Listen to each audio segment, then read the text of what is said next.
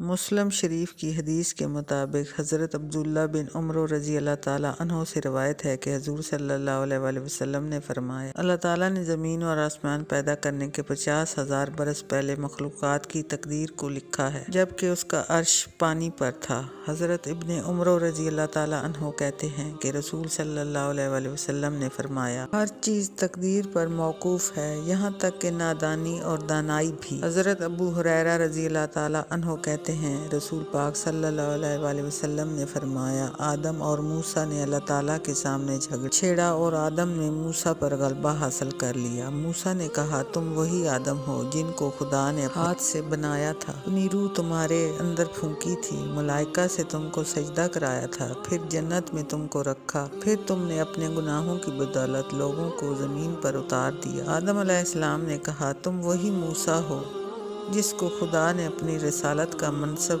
دے کر برگزیدہ کیا تھا، اپنے کلام سے نوازا تھا اور تمہیں وہ تختیاں دی جن میں ہر قسم کا بیان تھا، پھر تم کو خدا نے سرگوشی کی عزت بخشی تھی، پس تم نے تورات کو میرے پیدا ہونے سے کتنی مدت پہلے لکھا ہوا پایا تھا؟